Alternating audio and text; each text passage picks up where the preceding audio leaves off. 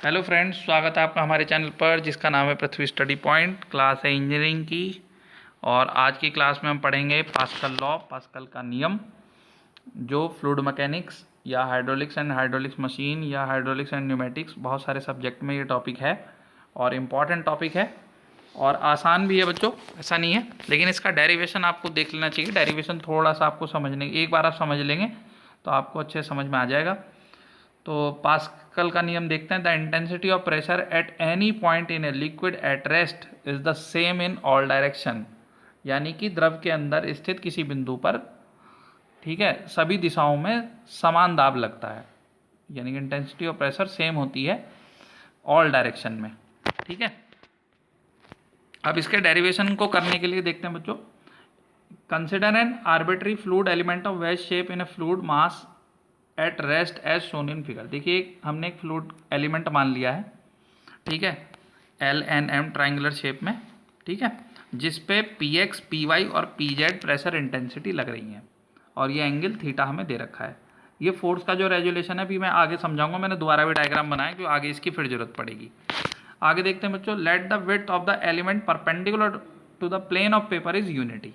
मान लिया कि हमने जो इसकी विड्थ है, ठीक है, वो यूनिटी है, यानी कि 1 यूनिट के बराबर हमने मान ली है। And PX and PZ are the intensity of pressure acting on the face LN, MN and LM are respectively.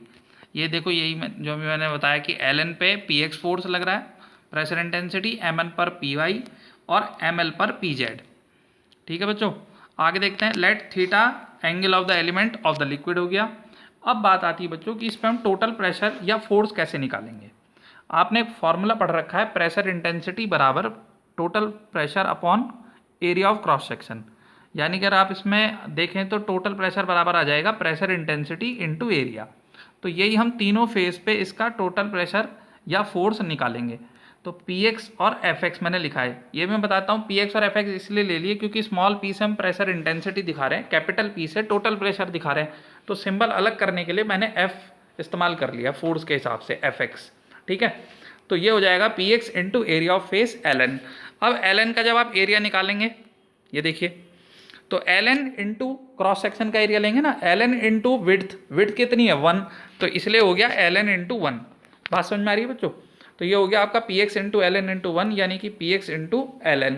इसी तरीके से y P, जब इसमें देखेंगे आप Py, Fy total pressure force on side MN side पर लगने वाला बल, ये देखिए Py, ये लग रही है ना इंटेंसिटी Py, तो इसका एरिया कितना बैठेगा MN इंटू 1, 1 क्या है विड्थ, ठीक है, तो सेम चीज़ यहाँ आ जाएगी Py इंटू MN इंटू 1, तो ये हो गया बच्चों Py इंटू MN। ठीक है, ये आगे भी यूज़ करे जाएंगे, आप चाहें तो इन्हें इक्वेशन भी मान सकते हैं, मैंने इक्वेशन नहीं मानी है, डायरेक्ट आगे ऐसे ही यूज़ कर लिया है। ऐसे ही बच्चों जेड वाले में देखते हैं। Total pressure on side LM side पर लगने वाली प्रेशर इंटेंसिटी है PZ, एरिया क्या होगा LM इंटू 1, तो देखिए क्या बना force PZ into LM into 1, यानी कि PZ इंटू LM। यहाँ तक आपको समझ में आ गया होगा अच्छे से कि ये 1 और इंटू LM क्यों करा है। आगे देखते हैं। As the element of the liquid is at rest therefore the sum of the horizontal and vertical component of the liquid pressure must be equal to 0। ठीक है, क्योंकि जो ये एलिमेंट है ये लिक्विड में रेस्ट में है, इसलिए इस पर हॉरिजॉन्टल और वर्टिकल डायरेक्शन में लगने वाले जो फोर्स होंगे वो इक्वल होंगे, या हम ये कह सकते हैं कि उन सभी का जो सम आएगा वो 0 होगा। ठीक है, दोनों ही बातें एक जैसी होती हैं। अब आगे बढ़ते हैं बच्चों इसके डेरिवेशन की तरफ। और तो देखिए, ये डायग्राम मैंने दोबारा से बना दिया, इसको बहुत अच्छे से समझ लेना क्योंकि सारा खेल इसी में ही है। ठीक है, ये देखिए कैसे, देखिए सीधे सीधे फोर्स तो ये दिखाई दे रहे हैं, Fx हो गया, ये Fy फोर्स हो गया और इधर से Fz फोर्स आया। ठीक, अब मैं थोड़ा ये डायग्राम बड़ा कर रहा हूँ बच्चों, ये एक बार आपको यहाँ समझा देता हूँ। ये ही मेन है इसमें, ये थीटा एंगल है बच्चों, मैंने यहाँ से पैरेलल लाइन खींच ली, थोड़ा सा मैथ का रोल है इसमें, यहाँ थीटा बनेगा तो यहाँ भी थीटा एंगल बनेगा, इसको हम कहते हैं करस्पॉन्डिंग एंगल। ठीक है, ये थीटा हो गया। अच्छा, ये इस पे परपेंडिकुलर है तो पूरा एंगल ये 90 था, तो यहाँ ये थीटा है बच्चों, तो ये छोटा वाला एंगल देख रहे हैं आप, जो ये एरो लगाया मैंने, तो ये कितना हो गया 90 माइनस थीटा हो गया।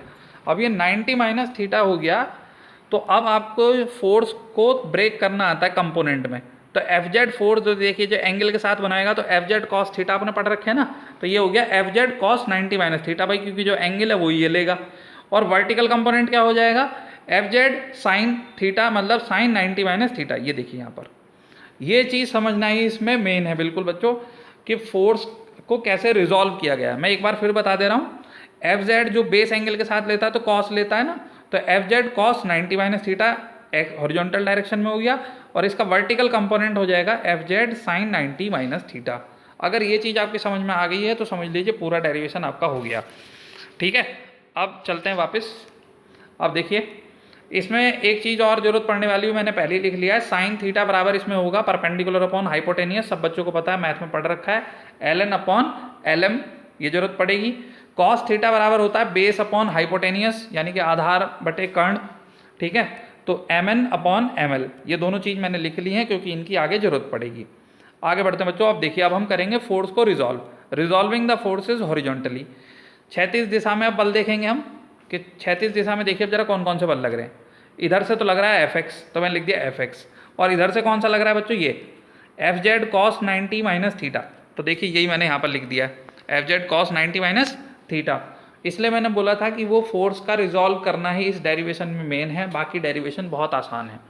ठीक है, अब क्या करना है आपको, एफ एक्स की वैल्यू कितनी थी, ऊपर से देखेंगे तो वहाँ था P X into L N. मैं एक बार दिखा दे रहा हूँ, आप जब क्योंकि कॉपी में आप तो नोट करेंगे तो आपको आराम से समझ में आ जाएगा। ये देखिए एफ एक्स की वैल्यू लिखिए P X into L N, तो ये आते हैं नीचे, ये देखिए बच्चों P X into L N हो गया। ऐसी एफ जेड की वैल्यू आप लिखेंगे P Z into L M, ये भी दिखाता हूँ एक बार, ये रही देखो P Z into L M. तो हम ये इक्वेशन मान लेते तो थोड़ी और सुविधा होती, आप इक्वेशन भी मान सकते हैं, ऐसा नहीं है। कॉस 90 माइनस थीटा क्या होता है बच्चों, साइन थीटा होता है, ये भी आपने फॉर्मूला मैथ में पढ़ रखा है। उसके बाद साइन थीटा की value L N upon L M मैंने लिख दी यहाँ से, अभी आपको समझाया था, देखिए ये रहा L N upon L M, ये यहाँ पर लिख दी। इस एल एम से एल एम कैंसिल हो गया, इस वाले एल एन से एल एन कैंसिल हो गया, तो आ गया पी एक्स बराबर पी जेड। इसको मान लेंगे इक्वेशन नंबर 1। इतना समझ में आया बच्चों आपको। अब ये तो हो गया हॉरिजॉन्टल फोर्स, अब हम करेंगे वर्टिकल फोर्स को रिजॉल्व। तो आपको मैं वर्टिकल भी दिखा देता हूँ कौन कौन से फोर्स लग रहे हैं। एक तो लग रहा है एफ वाई और एक लग रहा है F Z sine 90 minus theta. ठीक है, अब चलते हैं, देखिए नीचे ये रहा, resolving the force vertically F Y equal F Z sine 90 minus theta. अब आप यहाँ पर एक चीज़ और देख रहे हैं, डब्ल्यू और आ गया। तो डब्ल्यू आएगा बच्चों, ये जो आपका कंपोनेंट है, एलिमेंट है, इसका वेट भी तो होगा, तो वो नीचे की तरफ लगेगा। तो नीचे वाले भार हो गए 2 और ऊपर को जाने वाला हो गया 1। ठीक, उसके बाद देखो लिखा है weight of the liquid element, लेकिन हमने माना है कि एलिमेंट बहुत छोटा है तो हम इसके वेट को नेग्लेक्ट कर देंगे, तो बच्चों W बराबर ले लेंगे 0। तो अगली लाइन में क्या आ जाएगा, एफ वाई बराबर F Z sine 90 minus theta. ये देखिए आया क्या, साइन 90 माइनस थीटा क्या होता है बच्चों, कॉस थीटा होता है, आप सबको पता है। एफ वाई की वैल्यू अभी बताया था, ऊपर से लिखेंगे तो P Y into M N, और एफ जेड की value P Z into L M. मैं एक बार और दिखा देता हूँ आपको, ये देखिए ये हमने यहाँ से ली है, एफ वाई की वैल्यू यहाँ से ली है P Y into M N, और एफ जेड की ली है P Z into L M. बहुत आसान है बच्चों, लेकिन यही है कि आपको ना कॉपी पेंसिल लेके, मतलब रजिस्टर और पेन लेके आपको बैठना पड़ेगा, साथ साथ नोट करते हुए चलना पड़ेगा। एक बार आप कर लेंगे डेरिवेशन, आपको ऐसे याद हो जाएगा कि फिर आप भूलोगे ही नहीं कभी। ठीक है, तो ये आया बच्चों एफ वाई बराबर F Z cos theta. F Y की वैल्यू रख दी, एफ जेड की वैल्यू भी रख दी, और कॉस थीटा की वैल्यू भी रख दी, M N upon M L. ये भी दिखा देता हूँ, अभी लिखी थी देखो कॉस थीटा ही रहा, M N upon M L. आपको बहुत आसानी से समझ में आ गया होगा। ये एम एन से एम एन कैंसिल हो गया, एल एम से एम एल कैंसिल हो गया ये वाला, तो बचा क्या बच्चों, पी वाई बराबर पी जेड बचा। अब इक्वेशन 1 और 2 को देख लो, 1 में कह रहे हैं पी एक्स बराबर पी जेड और 2 में कह रहे हैं पी वाई बराबर पी जेड। दोनों को मिलाओगे तो क्या मिलेगा, पी एक्स बराबर पी वाई बराबर पी जेड, यानी कि तीनों डायरेक्शन की जो प्रेशर इंटेंसिटी है वो सेम आ गई, और यही हमें लाना था। The above equation shows that the pressure at any point in X Y Z direction is equal. ये हो गया बच्चों डेरिवेशन कंप्लीट। तो उम्मीद करता हूँ मैं आपको ज़रूर ये डेरिवेशन समझ में आ गया होगा। ठीक है बच्चों, अगर समझ में आ गया हो तो बच्चों वीडियो को लाइक कर देना, और जो चैनल पर नए हैं वो चैनल को सब्सक्राइब कर लें। मिलेंगे नई क्लास में नए टॉपिक के साथ, तब तक पढ़ते रहिए, खुश रहिए।